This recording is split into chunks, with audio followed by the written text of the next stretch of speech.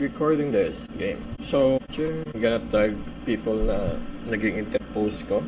In a few minutes, we will start. Welcome to this live stream by KLB. Let's wait for a few minutes. By the way, if you have any questions on this, you can literally ask questions. There's no tama or maling sagot. So yung style na gagawin ko ngayon is unscripted. I just want to give my thoughts on this.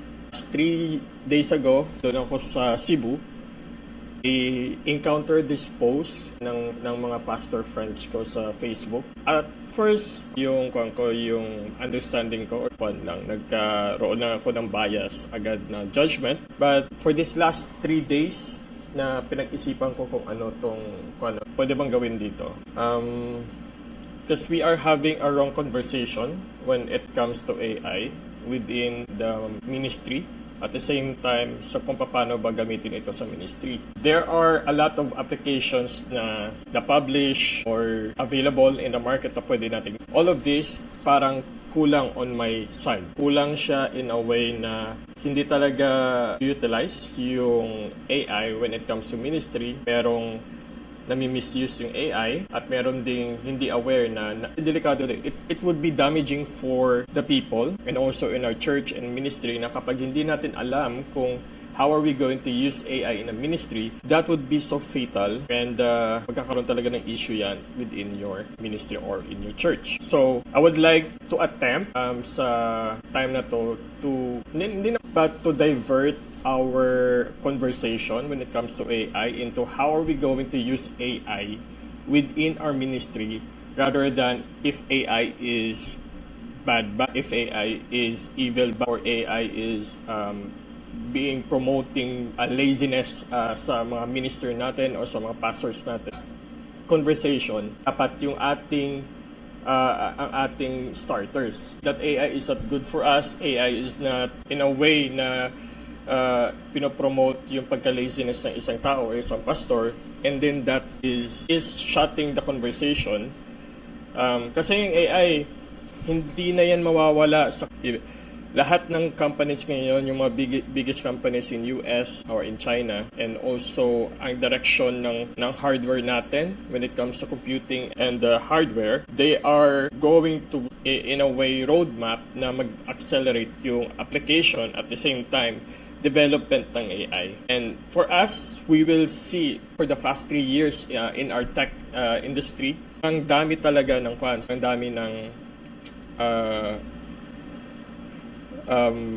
AI, content, balita, and then maraming mga technology na yung tumataas. So, it's so really noisy right now. Even in the past year, let's say 3 years, sobrang noisy ng AI sa mga feed natin, sa mga videos na nagagawa. So, a lot of things happen within this past 3 days na ganun yung kumbaga sa atin. Dahil doon yung leading ng industry natin when it comes to our work and also in our daily life. Talagang paano gamitin yung AI as an integration. And a lot of companies din right now are even struggling gagamitin yung AI within their workforce. Okay? A lot of the company din na nagkakamali na pag-implement ng AI. Especially sa, let's say sa tech, tune kayo siguro sa mga feeding or sa social media. Mga balita na may mga companies like Amazon, Google, big industry yung FANG, nagle-lay off sila ng mga developers because ang kanilang sinasabi is dahil yon sa AI, dahil yon sa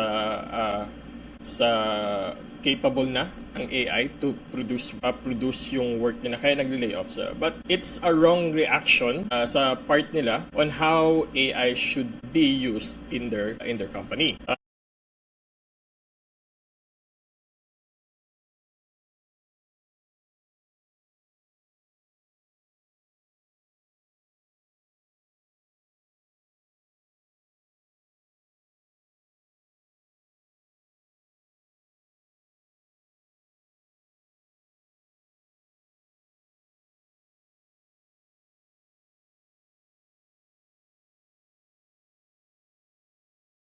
Kasi nga, lahat ng tao is nasa bahay lang. So, connectivity yung kuha nila sa internet. So that's the reason why grabe yung blooming nung yung time na yon about sa mga work or sa mga development stuff. So fast forward from that, naging normalized na yung ating industry.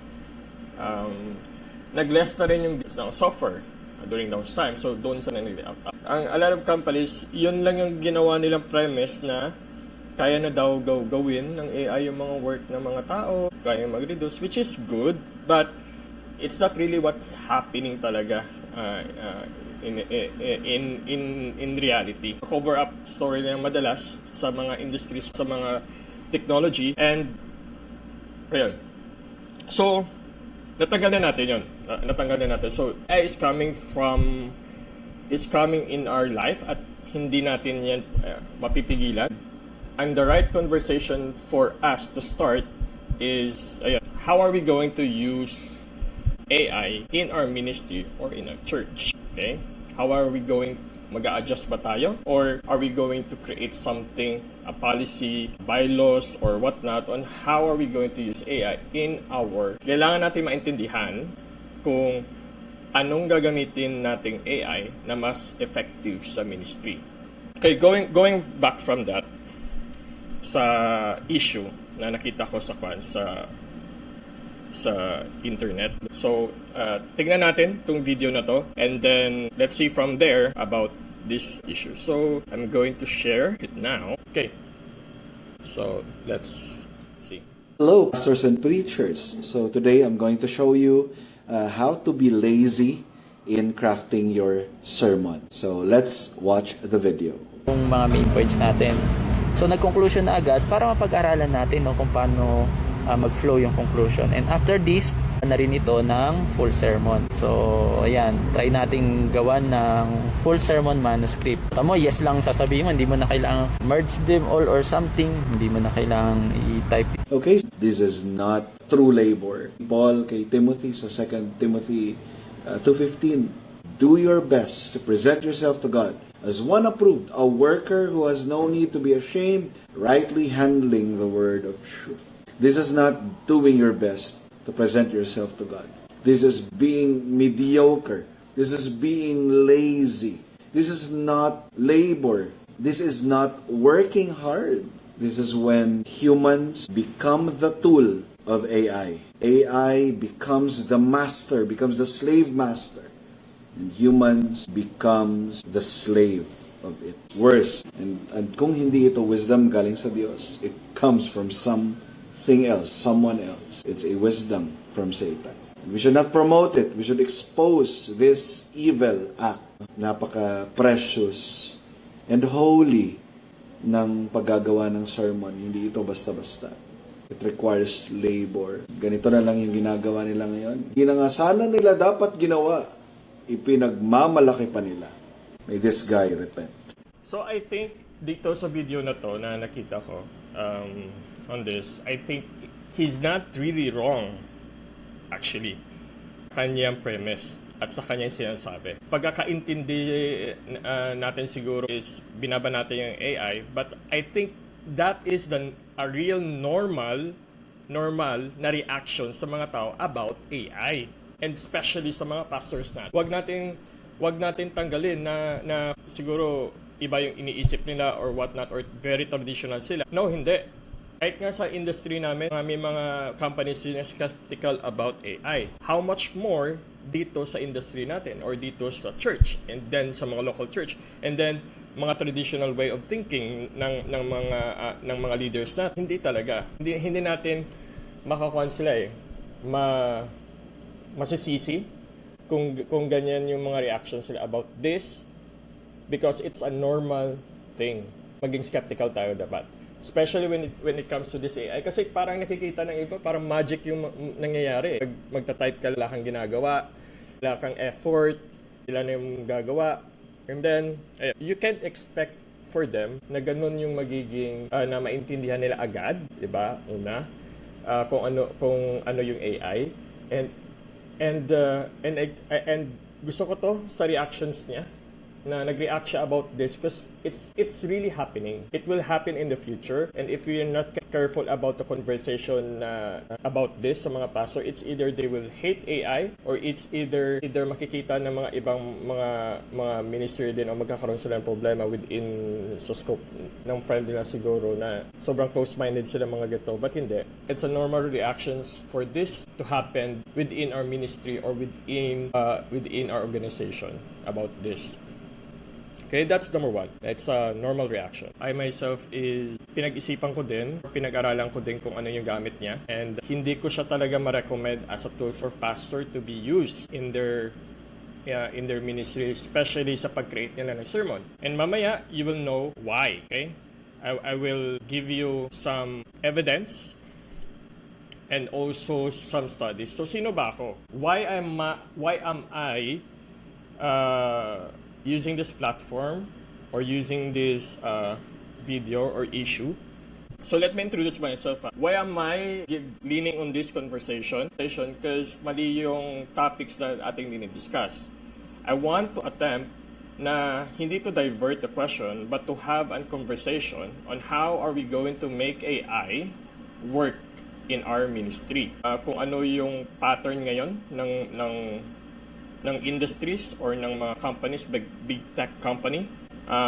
For the 5 years to 10 years right now, they will double yung effort nila on creating artificial intelligence. A lot of models right now are very, very good on that certain thing. But how about in our context or in our ministry? How are we going to use that AI so hindi talaga mawawala yan sa ating daily life? Okay? So who am I? I am Carl Kenneth Alibuas. Pastor ako noon for 8 years, and now for the past 7 years I've been a senior full stack developer. I'm creating full stack implementation from front end into back end and also in the space of AI.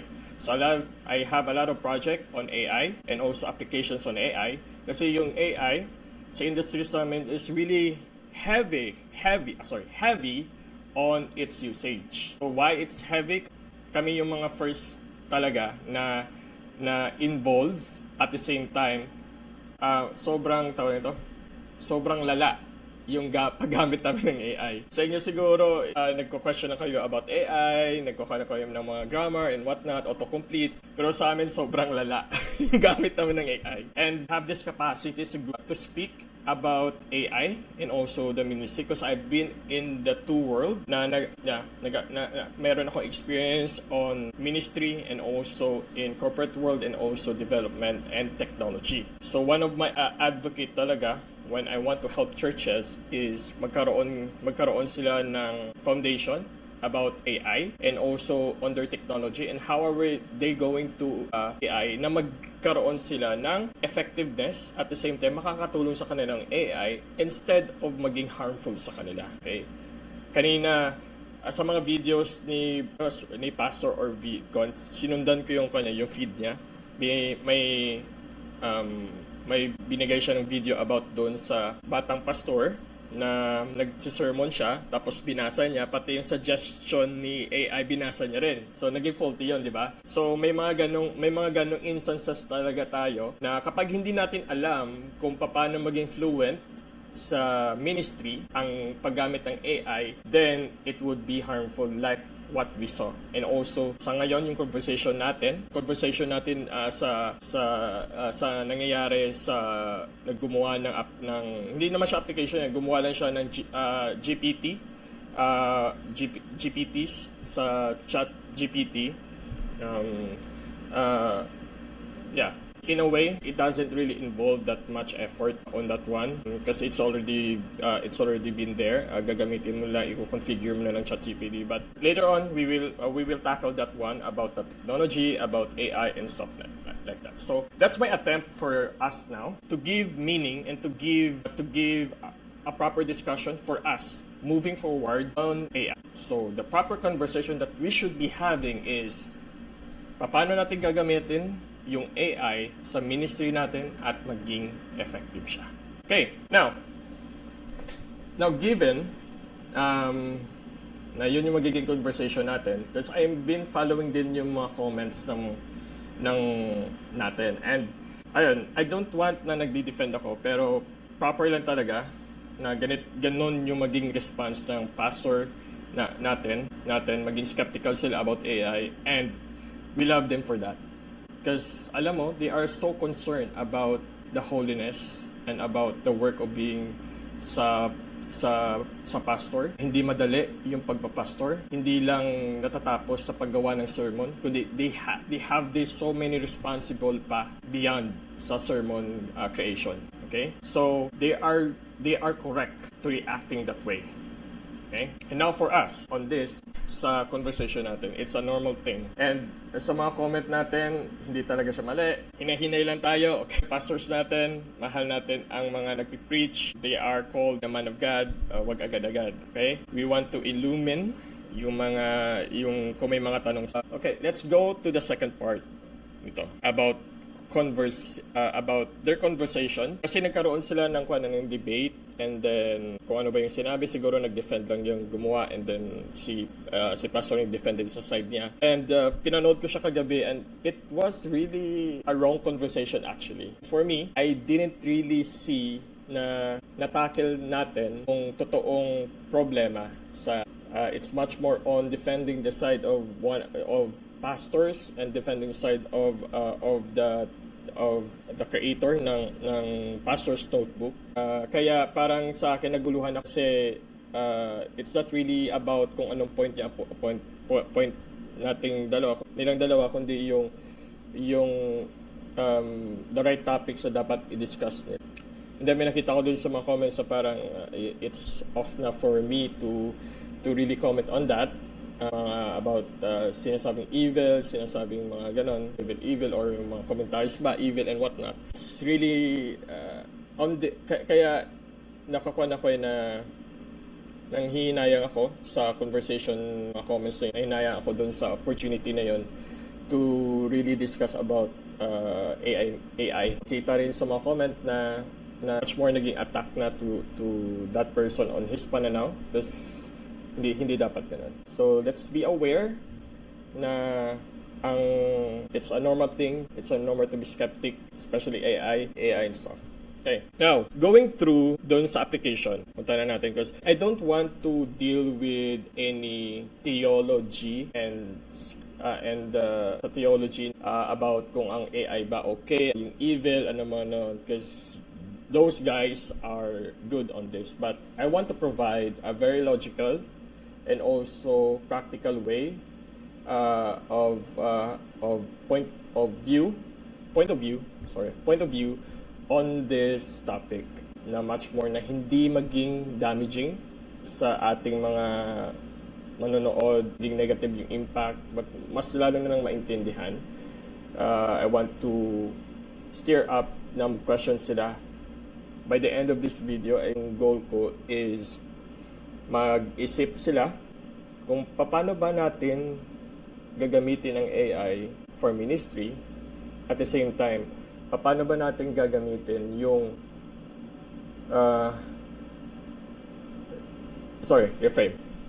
paano natin gagamitin yung AI sa ministry, at the same time, ano-ano pa ang mga bagay na hindi natin nagagawa na pwede tayong tulungan ng AI. Diba? If you reframe that questions, yun yung magiging goal ko.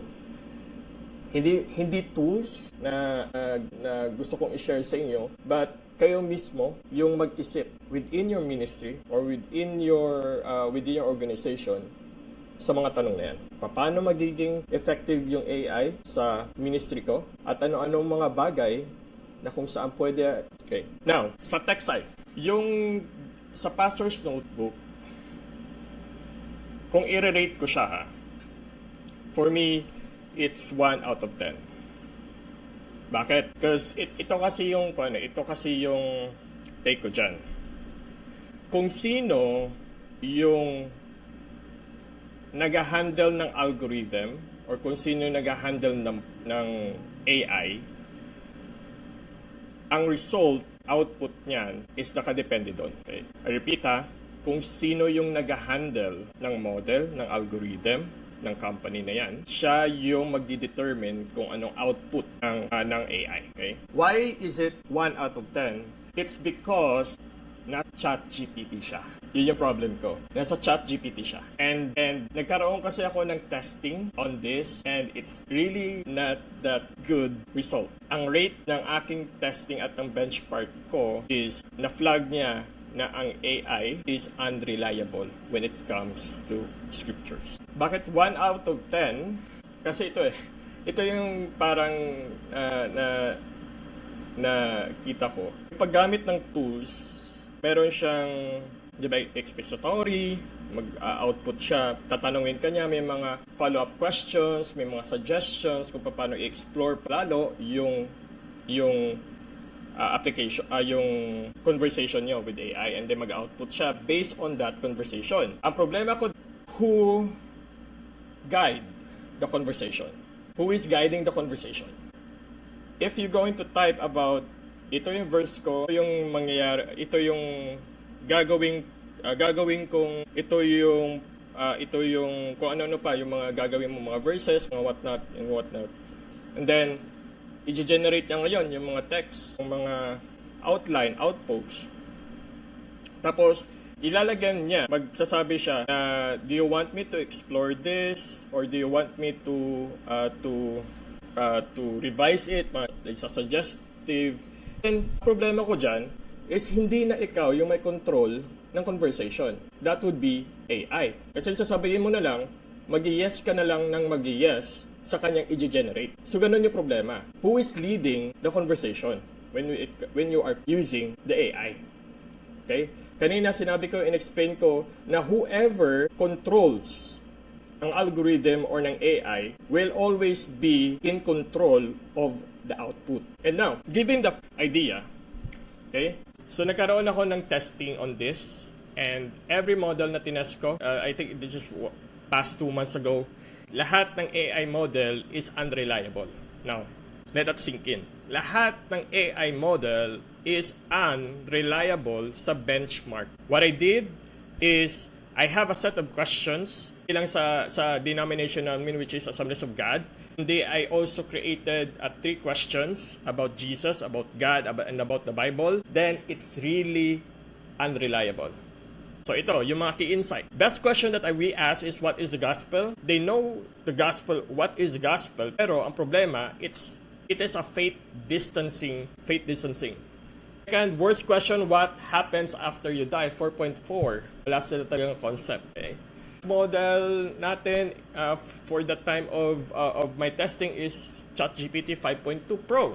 So scored 4, and then Gemini 3.1 Pro, and then Opus 4.6. Worst model. Kahit sa aming industry, yung pinaka-best is Claude Opus. Pero when it comes to the theology, it's worst model. And all models is faith distancing. So ano-ano ba yung mga questions na ginawa ko? Paano ko ba siya tinest ko? I have per questions. I have questions dito. What is the Bible? Is the Bible reliable? Who is God? Who is Jesus? Why are humans sinful? And how can I be saved? What is baptism and communion for? So a lot of this is within the Assemblies of God statement of faith. But also, as you can see here, I have also kung sino ba si Jesus, ano ba yung Bible, and whatnot. Yung mga basic stuff, mga Nazarene Sacred Creed. Okay? Dito rin. So, ganun yung analysis ko. Ang pinaka-best na answer nila is what is the gospel. Yun lang. Alam nila kung anong gospel, but it's not that good kasi ang sasabihin lang nila, faith distancing siya. Sasabihin nila is based on the record, based on the Christian group, ito yung gospel for them. Think about this one. If your member or if a pastor will ask yung AI, how can I be saved? Then ito yung magiging result. Then, mag-fail. Magiging delete. And then, the argument here, nating i-guide yung prompt nila. Okay? The way I tested this, ang external prompt, walang mga denominational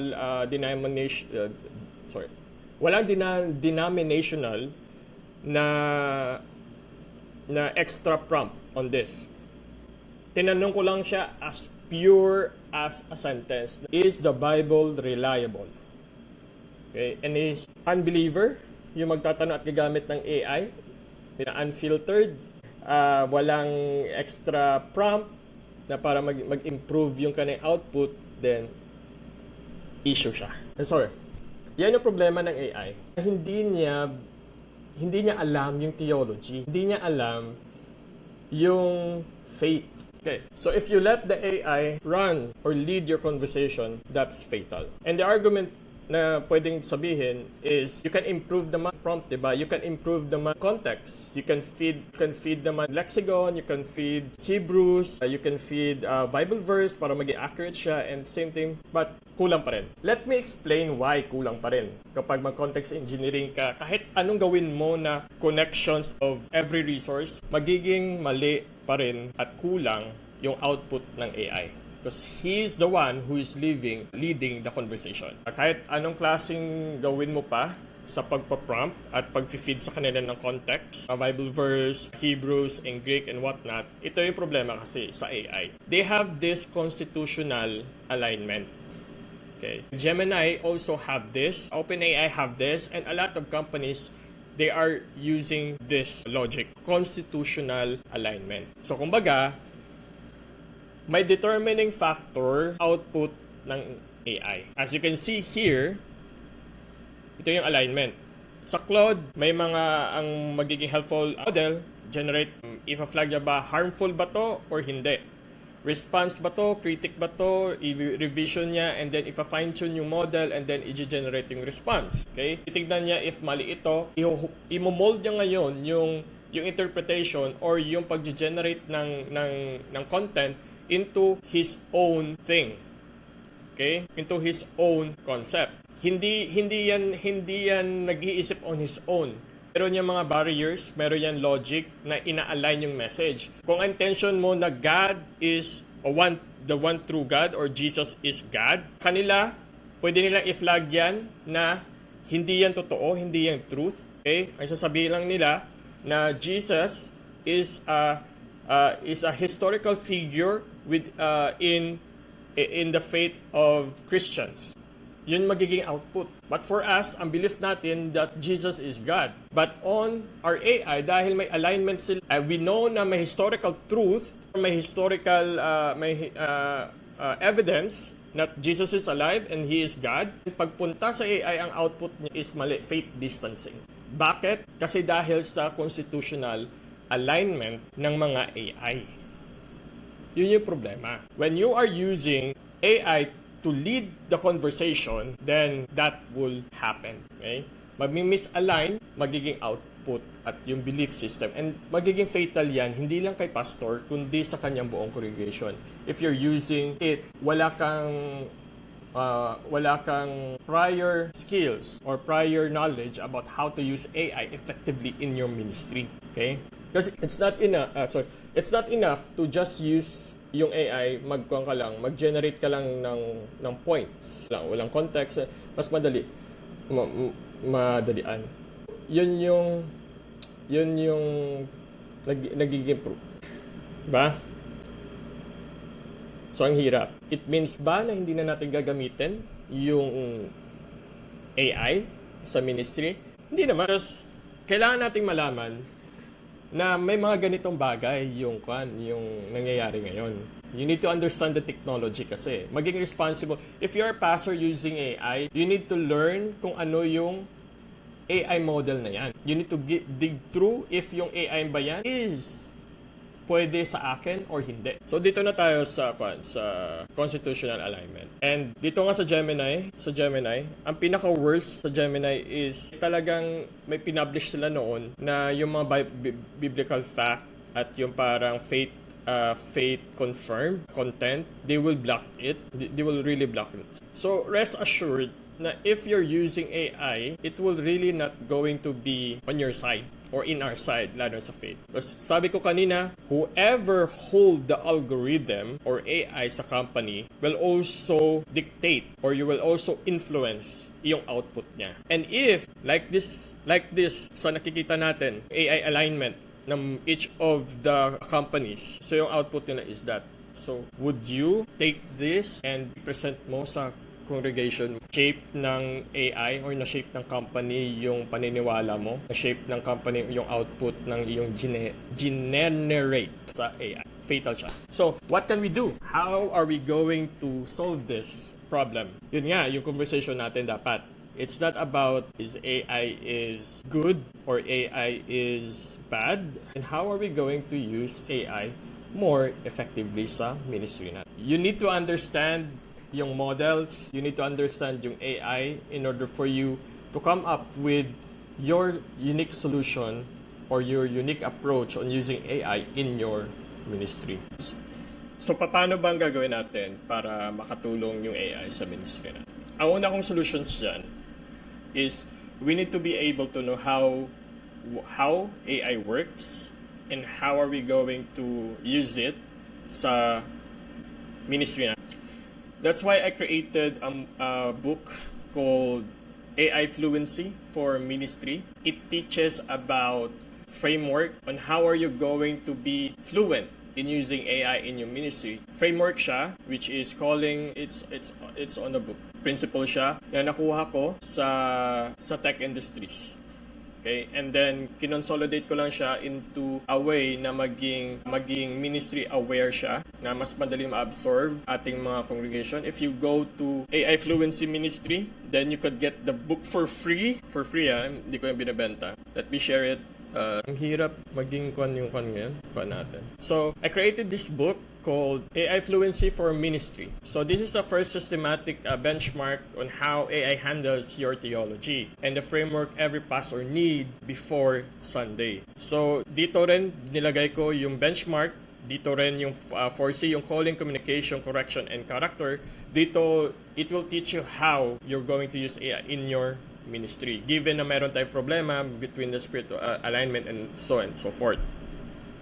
Okay? This, kung i-discuss natin to, would take us 4 hours to discuss, but I don't want to discuss this. Just check on this book. Go to aifluencyministry.com and then download your book and then read it. Okay? Just read it. Paano ba natin gagamitin yung AI? Ang una-una nating titignan, nag-iisip ako, before ako nagawa na, ang una natin titignan is, anong ways ba ginagamit yung AI? Anong ways ba ginagamit ang AI? Yung una is for automation. So, automation, this is, yun nga, nag-automate. Kanina nakita ko yung pastor notebook, more on automation siya kasi ino-automate na lahat. Sa industry namin, it's good if the task is repetitive, but when it comes to creating sermon, gusto ba natin makita ng pastor natin ino-automate yung sermon niya? I don't think na okay magiging conversation natin with our congregation if we see na about automation. It's cringy kapag iniisip ko pa lang na yung pastors natin gumagawa ng is agentic. So sa agentic na to, ito yung things na ginagawa ng AI na nagiging madali na yung work mo because binibigyan mo na lang sila ng instruction and task and then may set of instructions din sila within their own and din silang mga valuable resources on their own and skill set, then automatic na lang nilang gagawin yon. Okay? So now, itong problema. If you use agentic sa pag-create ng sermon, magiging delikado nyo. Kasi ito talaga, wala ka nang gagawin. They will do everything from scriptures, study, concordance, whatnot, and then i-output na lang nila sa'yo yan nang tapos na. You have a full monoscript ng buong sermon mo. So, may script ka na. So, that is not really how we should work with AI. What I am implying yung word na augmentation. This is the sweet spot. Yan yung sweet spot. So, automations, we have automations, agentic, and augmentation. So, augmentation is yung sweet spot na kung saan natin pwedeng gamit yung AI. So, ano bang augmentation? Augmentation is adding something to your workflow na maging effective, at the same time adding something or making it bigger. Kung gusto ko magpatangos ng ilong, i-augment ko siya para maging matangos, then that augmentation. And that's how siguro yung AI, kung paano tayo makipagkausap o paano tayo magamit ng AI, it should be augmentation. It's not automation, it's not agentic, kasi delikado siya. Kasi sa automation, the AI will control your conversation. At the same time, kapag agentic will control your work. Ikaw yung nagtatrabaho. But augmentation, this is a sweet spot because may collaboration between AI and you. Ikaw yung nag-lead ng conversation, hindi yung AI. Now, sinabi ko kanina na dapat collaborative. Sinabi ko rin kanina na ang AI, ikaw nag-lead ng conversation at hindi yung AI. So, augmentation should be ikaw yung this term sa amin na ang tinatawag na domain expertise. Okay? Let's put it there. Domain expertise. Domain expertise. So ano ba itong domain expertise? Ito yung accumulative experience mo sa trabaho mo at nagkakaroon ka ng domain expertise. Kahit na mag-gut check ka lang, alam mo kung tama o mali yung... If you're a manager, at yung mga juniors mo, okay, may task ka pinagawa and then isang glimpse mo lang mali ang ginagawa mo, then you have that domain expertise. Lalo na lang sa amin, we have a domain expertise. Balik tayo sa punto. So, augmentation. Paano magiging effective yung AI sa paggamit mo? Nakarely kasi yan sa domain expertise. Okay, sa amin, sa industry namin, sa mga developer, ako is senior full stack engineer. I know back-end, I know front-end, I know infrastructures, I know web security and whatnot. Yun yung domain expertise ko. Then if I use AI and may output siya, just a gist of it, alam ko na kung ano yung... Alam ko rin kung paano instruct si AI kung ano magiging effective at ano magiging outlook ng kanyang ginagawa. Outlook. Mayroon akong plan sa utak ko na itong gagawin mo AI. Magbibuild ka ng, let's say, magbibuild ka muna ng schema. Hindi mo muna itong mga requirements. Ito yung mga point 1, point 2, point 3 na gagawin mo.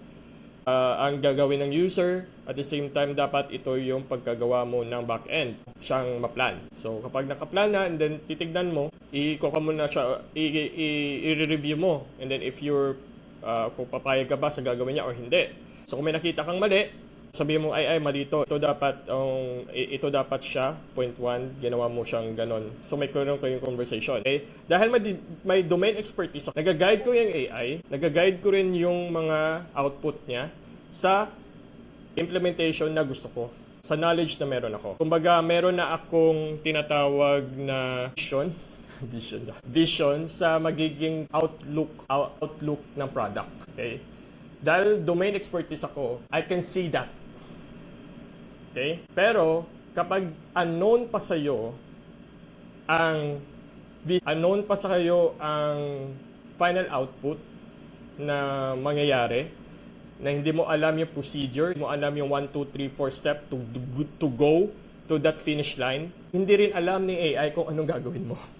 Yan yung problema. If you're using AI na wala kang domain expertise, then delikado. That's why ngayon sa AI, meron ng mga skills. Ang skills is like a domain expertise din na mag-guide sa'yo kung may mga skills ka na need ni AI na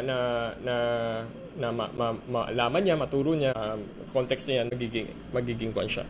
Magiging maganda yung... Ganyan, paano mo magagamit yung AI to be much more positive yung output niya? It will always depend on your domain expertise. Kapag augmented yung gagawin natin, magre-rely siya dyan. So kaya nga, let's say Bible school student ka, and then gumagamit ka ng AI. And then kapag gagamitin mo ng AI to, let's say, research, pero hindi mo pa alam pala kung ano yung magiging concept mo, kasi you have this knowledge gap pa talaga, hindi mo pinagdaanan, wala kang experience dito, then hindi makakatulong sa'yo yung AI. I tell you, it will fail you. Okay? Pwede mo naman gawin. Ang magiging shortcut mo is automation or agentic, kasi magkukang ka lang, may mga agentic skills ka na ilalagay sa AI mo. And then, ikaw, researcher ka, ikaw, let's say, validator ka, ikaw, citation expert, mga ganyan, pwede mo ilagay yan. And then, ilagay mo yung topics mo and whatnot, and then tatapusin niya yan. Okay? Agentic na AI. Then, hindi nagiging effective yung sermon mo kasi yung AI na nagko-control, hindi na ikaw. Yun yung mali. Okay? Don't let AI control the conversation. You should always be in charge. And the only way to do this is sa augmentation. The only way na maging effective yung augmentation mo is your domain expertise. That's why, ang mga senior pastors natin na mayroon ng 20 years at 30 years experience, I am happy for them na gumagamit sila ng AI to create their sermon. Bakit? Because they have a domain expertise. Hindi yan sila magkakamali sa kanilang mag-output ng AI. Kasi pagbabasahin nila yan, alam din nila pag mag-response. Itong rule of thumb when you're using AI. Don't use the first output ng AI. Okay? Don't use it. Have a conversation with it. Go through mo talaga. Paulit-ulitin mo kapag may mga hindi ka naintindihan sa kanya. Ulit-ulitin mo until you are happy with it. But don't use the first output ng AI sa work mo or sa gagawin mo. Kasi magiging delikado siya. Okay? Have a conversation, collaborative, dig deeper sa kanya in order for you to be, ang output niya to be better. Okay? So, domain expertise. Ayun. Yan lang I think. Yung paano ba natin gagamitin yung AI sa ministry? Do augmentation. Do have domain expertise. Okay. Now, saan pa tayo mapupunta sa discussion natin na to? Siguro ang issue ng ethical. Kasi sa video kanina, it's unethical to do so. Yes, it's unethical to do so. Gamit ka ng sermon, gamit ka ng AI, pero hindi mo i-disclose yan sa mga congregation or habang nagpipreach ka. Okay? It's not really stewardship. Bawal yan. You need to disclose. Ano ba yung kailangan mo i-disclose? Kailangan mo i-disclose kung ang AI mo, gumamit ka ng AI for your presentation. Okay? Gumamit ka ng AI for your outline. Kung malaman nila yan sa outline mo, okay lang siguro sa presentation mo, pero kapag yung nag-control ng conversation is yung AI, mahirap yun. So, how to solve yung unethical, you need to have a policy. A policy on your church, in your ministry, on how are you going to use AI for your church. Ano mo yung do's and don't na paggawa mo. And then, i-publish mo yan sa church mo. Ito, gumagamit kami ng AI in our ministry. Ito yung ginagamit namin, pero ito yung mga hindi namin ginagamit. Para may idea na. And then, in the future, kapag may gagawin kayo, you will always resort to that policy para mag-guide yung mga leaders ninyo on how are you going to use AI in your ministry. Ano ba to? Ito lang simple lang kasing policy na. So, i-state mo lang dyan, ano yung mga bagay na ginagamitan ninyo ng AI at ano yung mga bagay na hindi ninyo gagamitan ng AI. That's the policy. And then, ikuha mo lang. So, kung sa policy mo, we are using AI for the generate outline. So, kung okay sa'yo yan, then okay. Pero for me, it's not really that good. Okay? Policy pa na isa is that we are using AI for research only. Pwede yan. We're using AI to create slides, materials, marketing materials, copies, and whatnot. Then, okay yon. Okay? Basta magkaroon ka lang ng policy na alam ng mga church mo, na gumagamit tayo ng AI pero dito mga bagay na hindi naman ginagamit ng AI. May mga bagay pa na let's say mga data sensitive, hindi namin nilalagay yung mga real names kapag magge-generate kami ng mga AI. So may mga policy pa dapat kayong ganyan. Kasi we have this policy sa church namin na ito yung policy namin. Una, we are just using AI for presentation, for marketing materials and not, pero hindi namin ginagamit to sa pag-generate ng sermon. That's a policy. Nagkaroon ka ng trust. Kasi lahat kayo may policy. And then in the future, kapag yung leaders namin gagamit ng AI, ito yung policy namin. Okay? We don't put real names sa generation na yan. Hindi namin nilalagay. May nire-redact namin yung mga information on how are things like that na nangyayari. Then magiging secure yung mga leaders mo at the same time, yung mga congregation mo at yung mga tao na pupunta sa church mo. A policy in place sa paggamit. Okay, may tanong tayo. Sorry, ngayon ko lang nakita. So, kailangan ng prior knowledge as form of objective validator kung tama ba yung sinasabi ng AI. But does not justify kung full reliable ba ang isang pastor. No. Yeah. So, yes, kailangan talaga. At yun yung kung may domain expertise tayo, sila yung nagva-validate. Sila nagva-validate kung tama ba yung output. And then kapag hindi, i-generate nila, tanong lang sila or i-correct na ng AI to guide them in a way. Ngayon, doon papasok sa responsibility. Yes, responsibility ng pastor yung magiging output ng AI. Ikaw, you're just, yun nga, gumagamit ka ng AI as your tools, and then kung ano yung magagawa mo, sa'yo yan. Hindi mo pwedeng sisihin ang AI, hindi mo pwedeng sisihin ang kahit sino man yung gumawa niyan. It's only on your it's your responsibility being a pastor to really check yung output ng AI and to have a domain expertise. Okay? Ang responsibility niyan is yung pastor na nag-generate at nag-gumamit. There's a story sa internet na isang attorney nag-generate siya ng case or study man nila about dun sa current nila na kaso. And then nakita ng judge na yung na generate anything sa congregation natin magiging fatal sa kanila sa future. I think yan